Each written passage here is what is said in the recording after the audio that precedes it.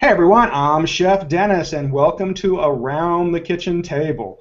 I almost feel like there should be a little fanfare of music because I've been MIA for the past few weeks while we enjoyed our road trip through New Jersey and some of the southern states, eating my way across America, so to speak.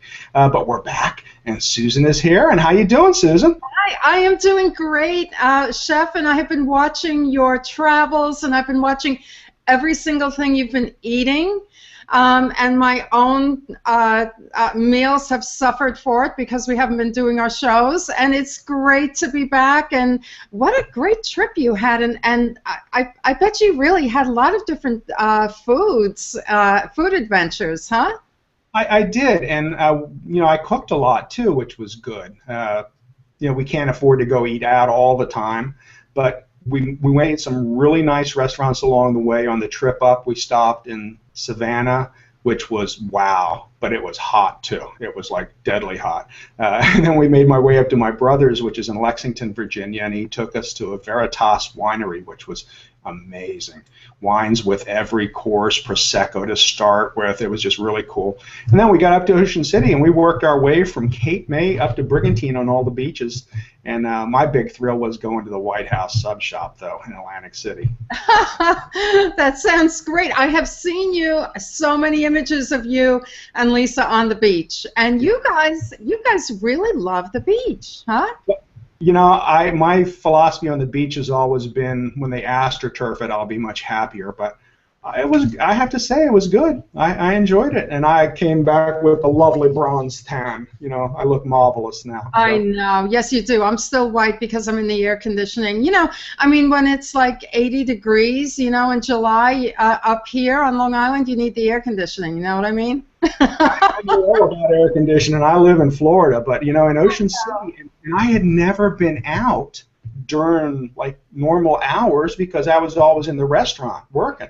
Yeah. So I'm out there going, is it always like this? Oh my God. Well, and where you are, the summer really is my winter. You don't go out much, No. at least, maybe in the morning and at night, right? Yep, and we didn't catch much rain either, which was really good. And that was the best part of it. The weather was just perfect. We had a breeze almost every night. We were spending evenings up on the beach with a glass of wine, just watching the sunset. It was a rough life, but somebody's got to do it. So I figured, I know. Well, I've been doing similar things, which is what we're going to talk about today. All of a sudden, I don't know, I thought this is July, and I don't know if we've been busy or what, plus the weather hasn't been all that great, but all of a sudden we started dining out on our deck almost every night, and then I thought, wow, I better get this and being in the Northeast before the fall comes. So that's what we're going to talk about, but what else is new with me is that I started this, those sort of farmers, regional organic food shares, they deliver to you weekly, and it's, the harvest and whatever is available, regionally. So I signed up for one of those, and I'm getting all these amazing vegetables. I'm not sure what to do with them, but that's new and fun. I know. Well, I did get a spiralizer, so once I play with that a little, we'll be doing some stuff with that. I heard about that. That is like the hottest thing since I don't know what, right? White bread. Yeah, since white bread. No, everybody's spiralizing, and it's a great way to get more veggies in. So we will get to that. And I also got a sausage maker, too. So I'm going to be trying to make some of my own sausage. So we're going to start changing things up a little bit as we move along and adding some new and exciting foods to the menu. That's great, but what I ultimately want to know before I buy it is what else besides zucchini can you spiralize? From what I understand, a lot of things. Potatoes, beets, some of them are a little more difficult because they're harder, but you can spiralize a few other items. Like I said, I haven't tried it yet, but I have seen beets spiralized. And potatoes definitely, for curly fries and things. But green zucchini, yellow zucchini for sure, and sweet potatoes. Now that's another really good one, sweet potatoes, because getting sweet potatoes in your diet is really important because they have so many good nutrients in them. And a lot of times people don't eat them because they think of sweet potatoes as Thanksgiving, that kind of a thing. But really, you're starting to see them more and more in different menu items. Let me tell you what I had in Charleston. I had sweet potato waffles with a seared duck breast and a maple with a seared what? Seared duck breast. Oh. A maple reduction, and then they had these really quick fried shredded Brussels sprouts with them. Yeah, that sounds terrific. I may have remembered that image, but what about grits? Did you have grits? We had grits. I had shrimp and grits. I had some really good grits. Grits were a little different. I saw people having fun with them, but not as much as I would have liked, But what are you going to do? So let's say hi to a few people, too, real quick. Coach Moore is here, and he is in San Antonio, and he said it was 102 in San Antonio yesterday. Hey, Coach. Wow. Kim Bultman's here, and she is in Oklahoma, and she says it's 80 degrees would be a relief. They're in the hundreds there as well. I know. I thought I'd get some groans when I said that, Kim. Well, Peter Faltman's here, and he's in Scotland. So some great salmon fishing and many good places of salmon. Peter, I always hear about Scottish salmon, and actually I had some just this week at a restaurant in town. It was really, really good. So as people start to wander in, we're going to say hello to them. Thank you so much for coming, and let's get started. Let's start cooking some salmon. All right, thanks. The Orlando Sentinel is here today, so we're doing a little bit of a photo shoot with them, and they'll be in the Sunday paper. We'll let you know. Thanks a lot. Bye-bye. All right, so what we're going to do is I have my oven on. Let me switch cameras real quick. And we are going to our salmon, and this is beautiful sockeye salmon. And it's still got the skin on it, and I've got it floating in a little water, you might see. I always like to put fish back in some water. And it's probably the best salmon you can eat because of the nutrients and because of it's wild caught, it's fished very sustainably, so it's good salmon to eat. Okay, but wait a minute, that's another life-changing tip. What is this about putting fish in water? Well, whenever I cook fish, I always put a layer of water. Now this might be a little bit too much, but I did it earlier. Let me pour a little bit of it out. But I always put a little water in the bottom.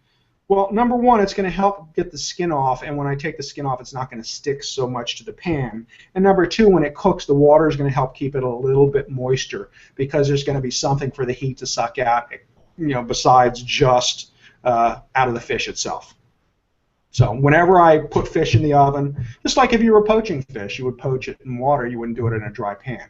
So, wow, okay. So now I'm going to hit it with a little bit of olive oil. And then I'm going to do some salt. And don't be afraid to season your salmon up. People are always thinking, oh, I can't put too much seasoning on it.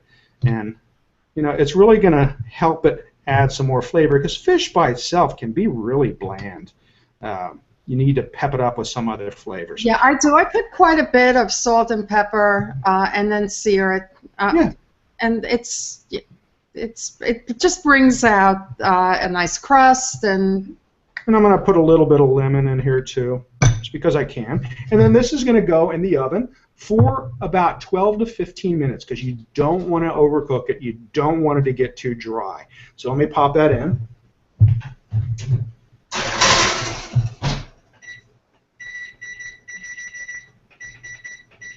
Yeah, I usually do my salmon. I usually saute it, get that hard crust, and then finish it in the oven. But that's a different recipe.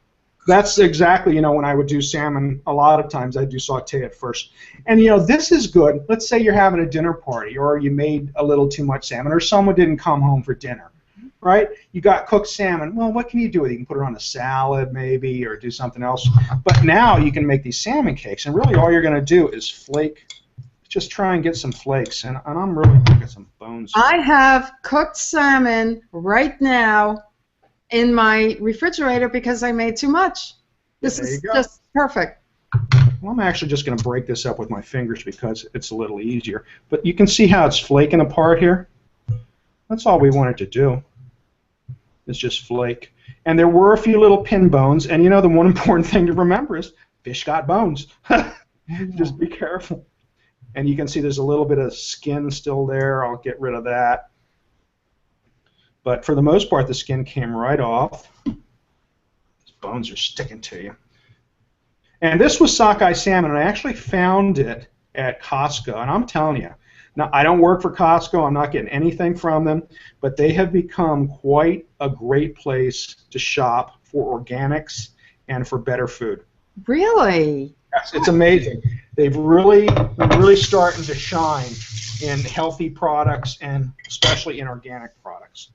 So this is beautiful sockeye salmon. Again, and someone has said, that is the healthiest salmon you can get is sockeye. I'm not really sure why, but someone from Oregon told me that, and I got to believe them. But it's pretty simple. So we're going to start with this, and if you have leftover salmon, now I cooked this morning, so it didn't sit that long. But if it's from a day before or something, and you could even freeze it till you had enough if you wanted to. Oh, good idea. Okay. Make some cakes out of it. So, or have it on a nice salad too, one of the two. So I'm going to put in, and I'm going to make this almost like I make my crab cakes with a few minor additions. So I'm going to put some chopped onion in here. I'm going to put some roasted red pepper, and you could use raw pepper if you wanted to. But again, I want some color. I'm going to add in some chopped parsley. Okay. And let me think. I think that's it. All right. Let me just mix this up a little bit. So you can see right away we have some color and flavor going. Looks good. Now we're going to add in some seasoning, and I'm going to add in some Old Bay. But if you wanted to take them a little bit of different direction, you could add in something else. You could put in a jerk seasoning or a Cajun seasoning. But I want these to be a little reminiscent of crab cakes, and that's why I'm using Old Bay. I'm going to put in just a little salt, not much because Old Bay is a little salty. A little bit of pepper, and then we're gonna. Sometimes you don't really need to look for something new. I mean, Old Bay is so reliable. It's so delicious. It's really the classic, right? Yeah, but for people that might want to change things up a little, you have that option. You can try if you made them and then say, hey, I wonder how they would taste. With a jerk seasoning. I want to change up my remoulade a little bit. And we're going to get to that and show you how easy that is too. So to this. Yeah, just a quick one. MJJ Namal Diaz is asking, what about canned salmon? Yes, absolutely. You can use canned salmon. Works wonderfully. Just when you drain it, try not to squeeze it. Because you want it to still have a little moisture in it. You want to get the excess water, but you don't want to make it overly dry. So yeah, that works fine. So here I have some Dijon mustard. I'm trying to find which way the camera goes. There we go. Dijon mustard and mayonnaise. So that is the difference in how I normally make my imperial sauce for my crab cakes. Is I don't use the Dijon. But salmon's a little stronger flavor, so I'm going to try and see if that'll help it out some. Putting my egg in, and that's a binder. Okay, I'm going to put another little squeeze of lemon in here. All right, and we're also going to add in a little bit of Worcestershire. So you have a few ingredients that will offer a little kick. Yeah, well, again, salmon with crab, you want to just taste that crab. With salmon, I think sometimes you want to really get that to shine. And I've got a Florida hot sauce here, shaking it up. You can use a Louisiana hot, you can use whatever you want, but this has got just a little bit of fruit base in it too. So I don't want it to be too hot because I'm kind of a wuss, but this will work. So I'm going to mix this all together. And you could have made your imperial sauce separately and then put it all in, but I'm just showing you, that you can do it this way too. Because usually when I do crab, because with crab I'm always afraid I'm going to make too much and it's going to get too wet. And then I'm going to add in some breadcrumbs. I was just thinking, where's the breadcrumbs? All right, and we're just going to let this sit and absorb for a few minutes, and maybe you could show us your slideshow. Yes. So I put together the slideshow for you, for everyone, and I'm just so inspired by outdoor dining. So here we go. Let me get. Yep. Here we go. Okay. Some of these images I've shown before, but since we're on the topic of outdoor dining, let's look at them again. And, you know, I mean, pattern, here we have pattern and color and texture and, of course, you know, the stripes, but then we have the simple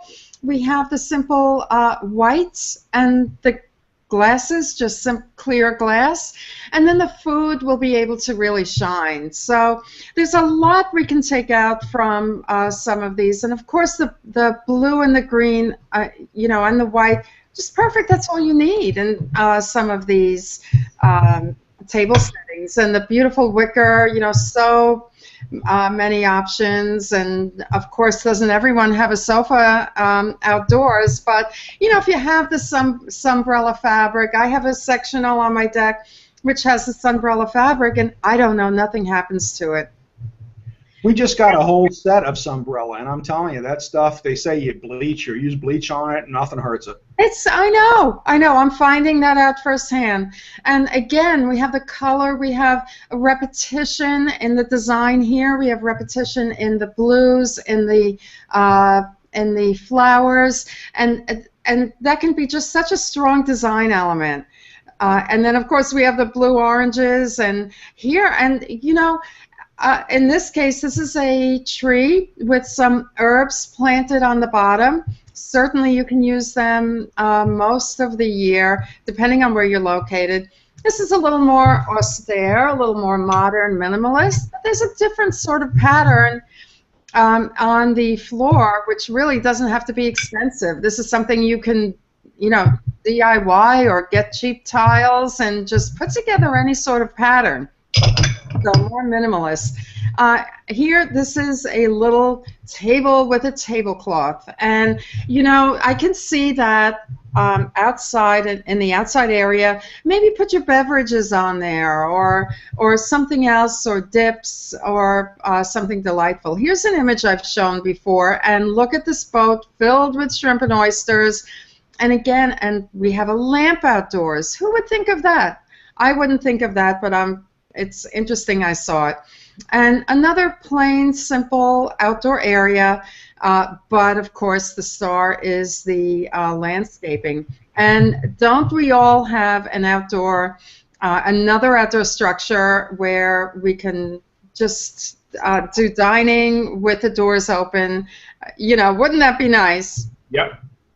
Wouldn't that be nice? So different, so, you know, a cover. Here's a picture, an image with a cover on the, which you can't really see very well, but you see the curtains. You know, maybe there's a way to protect yourself from the weather, things like that. So, you know, again, color, the bright, the strong red tablecloth. You can just bring out your everyday serveware, your everyday dinnerware, but bring out a beautiful, you know, a beautiful tablecloth, and wow, you know, and then you have served just anything looks elegant. Strawberries and cream, it looks elegant. You know, I was also inspired by outdoor dining in restaurants, and we can certainly get ideas from that. And the table and chairs, they certainly look like something you can maybe pick up at Target or someplace like that. But what we have in the back is we have ivy on the walls, we have a, you know, some sort of ceramic. I just put up a ceramic mural outside on my deck. It's only 3 feet by 2 feet, but it just adds such a different feeling. So, you know, and here are some very modest planters. They're, I guess, galvanized steel planters, blankets hanging over, you know, things like that. And wonderful areas for little pots with herbs. You know, how lovely is that? And also more images of, you know, outdoor dining, and use your good china. Bring out your good china on your Target tables. Do it. Get a little glass with wonderful herbs and flowers on it. These are actually, some images are from Copenhagen, which there is so much style. I mean, wouldn't we love something like this, an outdoor area? Yeah. But maybe there's a part on your outdoor siding where you can put a shelf and you can put plants. Why not? Who thinks of that? Who thinks of that? So I wanted to share that. It's just magnificent. And again, the pattern, the simple, very simple, modest, white, pure white dining table with all the texture surrounding it. So think about smooth versus textural surfaces, and that can also give you some hints of contrast textures. Here, this is, okay, what you're seeing on the top is, it's called a sail, and I think we got it from Amazon, and that adds shade. I've seen those. They are so, and some of them are printed as sails and have the numbers on them and everything. Really cool. Wonderful way to add a shade. Here's another little part of a secret garden. You may not see a table here, but bring in, the small Target tables and put some, use it for coffee, having a coffee break, or, I like different parts of the yard, and this is a very small yard I had. The other side, this is in my other house, but there's always multiple places to dine will make it special, and it will just kind of mix it up. And of course here, I think we are in France, and of course the French bistro chairs. I mean, come on, how beautiful are they, right? Yep. We just had dinner in Orlando Monday night at a John Rivers chicken restaurant called The Coop. Uh-huh. He bought all of his tables and chairs in his dining room, and it's like a patio, almost outside, but it's not, kind of dining room, all different, all off of eBay and Craigslist, and none of them match. And let me tell you, that dining room looked great. Love it. I love it. It's interesting. It just makes things happy and interesting.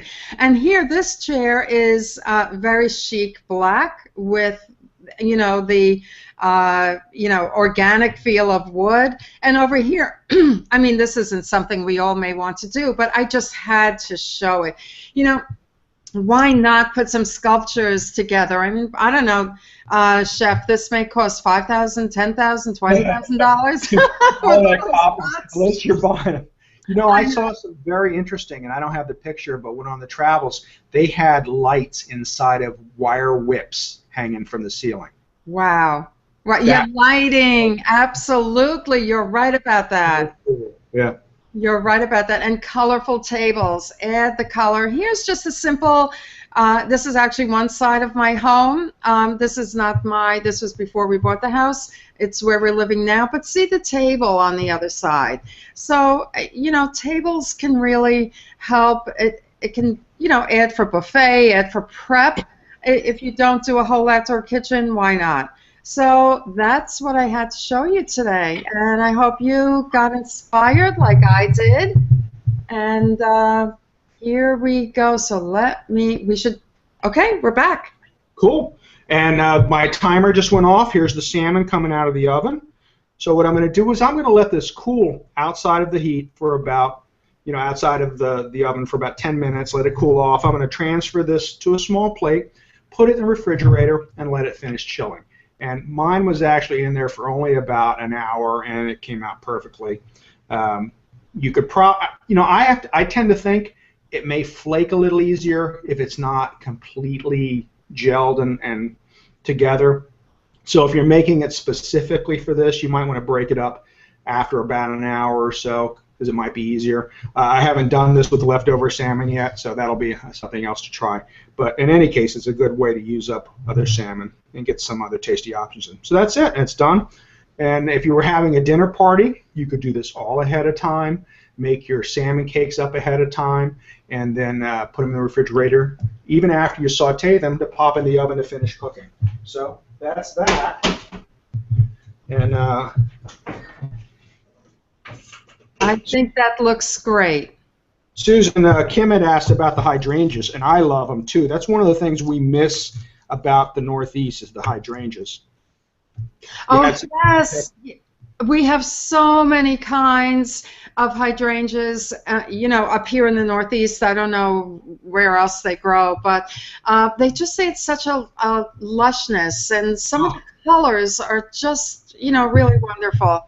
So yeah, I'm glad you like those. One of the things was along the Hydrangea Trail, and that was in Atlantic City, and I remembered that as a kid that they used to take tours because they went like through Ventnor and Margate, and when Atlantic City was a little nicer, before casinos, and they're just lovely flowers. And we had, I think, 3 or 4 different kinds planted in New Jersey, different colors, and I didn't know that the soil changes the color, the pH of the soil. Yes, yes. Yes. Yeah. Well, in this new garden, and on our deck, we've put, for example, a few trees and a few large plants that are annuals. For example, hibiscus is an annual up here, and they sell them in the nurseries, and you get one, and then they have these big. In the beginning of the season, they have these big, beautiful flowers, and they add such an ambiance and a color that you can't get naturally from a perennial. Yep. So those I like those. Just a few of those bigger flowers for the season. Well, I'm going to start with these, so I'm going to turn my induction cooker on, and I'm just going to grab a little handful of this and make a cake, a little out of it. And then I have some breadcrumbs here. Put this out of the way so you can see. Oh, let me add one more thing while you're doing that. One thing I didn't mention I should have. This year we bought a bar height table and 4 chairs, and it's on this. It's quite small, but we happen to have a view, and oh my God, there's something about sitting taller, and especially if you have a view, or even if the view is down the hill, or quarter of an acre, a little patch of land down the hill. There's something about dining at a higher height as an option. Maybe not everywhere, but again, this may go on another side of the house. Well, I really like the higher tables, especially in the morning for coffee, and sometimes for dining they're okay, but not all the time. But they do make a nice break, and it depends on where you are too in a restaurant. But I want one for our porch because I want to go sit out there and enjoy my coffee with my computer and sit up higher. Yeah. I'm a big kid now. I can sit up higher. So anyway, here are the salmon cakes. And what I did was I let them sit, and it's amazing how the moisture the breadcrumbs soak up the moisture, and they do firm up quite a bit. So I just dredged them in a little bit of breadcrumbs, not a big coating, but enough. And you can do these in the oven if you want to too. If you're saying, Chef, I don't want to fry them. These are beautiful. I don't want to get any more fat on them. That's fine. Do them in the oven, the same way you would do a crab cake. And this would also, this would be a pretty good stuffing. I hate to say it because I haven't tried it yet, but stuffed shrimp with salmon. I mean, that might be pretty cool. Nice. So, I mean, it's the same to me. I'm thinking of it the same as crab meat. So, we'll see how that works out. Okay, so let me drop these in here. And I'm just going to let these cook on both sides for a little bit. And while they're cooking, I'm going to make a remoulade sauce. And a remoulade sauce is basically a fancy tartar sauce. Okay. That's okay. That you can, you can call it that. I think it's you call it that, and then you bring out your white china. There you go. Yeah, well, it always sounds. I'm having a remoulade. Okay, that sounds good. And the restaurants are starting to pick up on it. So in here I have mayonnaise, Dijon, and let me tell you, I can taste that Dijon in the salmon, and it's wonderful. And that little bit of heat, I'm excited because I've actually not made these before. This is my first time. I hate to tell you. Wow. This is experimenting with the chef. So I don't know. I think Dijon in almost anything makes it better. I really, really do. Especially with the salmon. I think it might be too much with the crab meat, but with the salmon, it's perfect. Wow. So for my remoulade, I'm mixing together a variety of ingredients, and you don't have to use any of them. You can make this like you want. But I've got some olives in here. Olives. Chopped olives. I have some chopped capers. I have some pickle relish. Wow. I have some scallions. And there were a little bit of red pepper in the olive, but I'm going to add just a little bit more. And some parsley. Oh man, I feel like I could just eat that by the spoon. I'm telling you. And now we're going to add in just a little bit of hot sauce. Just a little, because I want it to complement. I was waiting for that hot sauce. I knew that And was... I'm a little bit of a wussy with that, so I don't put a lot in. You could put more in. And a little Worcestershire, a little more squeeze of lemon. And let me turn these cakes. Yeah, these got just a little bit overcooked, but not bad. All right, so everything in there, and then we're just going to mix this up. You know, the whole thing sounds like sort of a south of France sort of, you know, sort of dining. South of France kind of ingredients, the olives, and, you know, or else that, or a little bit of puttanesca maybe. And I'm going to add probably a little bit more mayonnaise to this, but that's basically it. You know what you could add into it too? Is you could add a little sour cream, or let's see if I can get this a little better, or a little bit of a yogurt. Oh, look at that! Greek yogurt to it. Huh? Nice. But that's, you know, instead of just a plain tartar sauce. Yeah. This was just a little bit too hot. I will make some more, as you can see.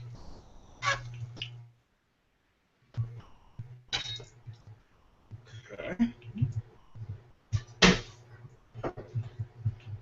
And what else would you use that remoulade Any with? fish. Mm-hmm. Any fish you want to serve. You know what it's really good on is if you're making sandwiches. If you're making like a crab slider or a salmon slider or fish flounder. Mm-hmm. And Peter Feltham says he recommends the green Tabasco sauce. Well, I saw that. I haven't seen green Tabasco sauce. So look at this. Yeah, and again, they are a little, Wow. just a little bit dark. I'll make some more. Not for me. I like it more brown than light brown. That looks terrific. And salmon is, you know, we'll serve it when we go to serve with a little bit of sauce in the corner.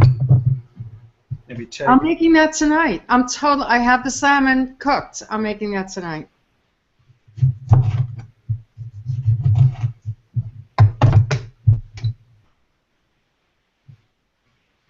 There you go.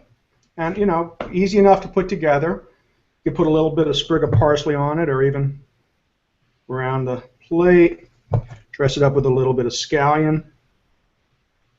And Peter Feltham says he likes horseradish with salmon too. You know, one of the recipes I saw for remoulade had horseradish in it. So if you want to take it in a little bit other direction, you know, you can add what you want into it. You know, you could put a little horseradish into it and make a little bit of different flavor for it. So have fun. You know, think of, like I said, it's a fancy tartar sauce. Also would be good on sandwiches. When I was growing up, I remember a sandwich spread, which was basically tartar sauce, just a little bit off of tartar sauce. But we used to use it on all kinds of sandwiches, and I don't see it out as much. But I think someone said, you know, hey, we got too much tartar sauce. Let's try calling it something else and sell it. So, you know, use it. If you use mayonnaise, or if you put enough Dijon in here, you know, we always call it Dijonnaise. You know, ooh, another fancy sauce. Mayonnaise and Dijon together. So it's a Dijonnaise. You know, live a little and change it up and put some other ingredients in it. You know, if you don't like it. But all of those ingredients, it takes a short time to prepare. I can see that, and it's just different than the weeknight. It's you know, it's not a typical weeknight, you know, meal, but exciting. Yeah, and again, you can use whatever salmon. You can use canned salmon. You can use whatever salmon you find in the market. Just be a little careful about the salmon you're buying. A lot of the Atlantic salmon from our side of the pond is not always something you want to eat all the time. It's farmed. I think the Scottish variety is better, but some of our salmon, it just contains the levels of some of the things it contains are a little high. So whenever you can get Pacific salmon, that is definitely the way to go. Good advice. Oh, All right. What did you put a little bit of parsley around it too? A little garnish? Yeah, a little parsley, a little bit of scallion on it. Again, stuff I had, already. Looks great. Looks really, really, I mean, that's ambitious but easy and exciting. That's what I see this as. Well, and again, it's learning to play with things and binders. You could do this with leftover whitefish. You could do this with, you could make tuna patties. Any fish, rather than just try to eat it because you don't want to throw it out and it's dry or put it on a salad, do something else with it. You could mix potato into this. We were talking about sweet potato. You could probably mix a little sweet potato into these and they would be very nice too. So I was even thinking a little corn mixed in there might have been interesting. Oh, yes, love that. Yeah, so think outside the box a little bit. Have fun with your food, and you're just really going to enjoy eating more. And people are going to go, oh my God, I wouldn't have thought of that. How did you come up with that? You must have spent all day. Yeah, and really, it wasn't a great deal of prep. I chopped up a lot of things here, but it's something, make use of them. So when I made my remoulade, I used a lot of the same things in my sauce. So, don't be afraid to experiment and have fun. And like I said, you can make these, you can freeze them. So I would saute them a little on both sides. If you're going to freeze them, then freeze them and take them out when you want to eat. Just don't cook them too long. Or if you're doing a dinner party, like I said, you can make up 20 of these ahead of time very simply and finish them in the oven when your party's here. That's all good. I think we have a creative meal, and I think we have creative outdoor dining. Very cool. And these would be wonderful outside at dusk with a glass of wine. Of course. Of course. And you could go, we are in Paris. Or yes, with a white linen tablecloth. Why not? Yep. Just invite me over. I'll bring the coat, okay? Oh, good. Okay. All right. Well, thank you so much for coming around our kitchen table. Susan, thank you for a lovely slideshow and sharing some ideas for outdoor dining with us. And we're back, and we'll see you again next week. Have a good week, everyone. Bye-bye.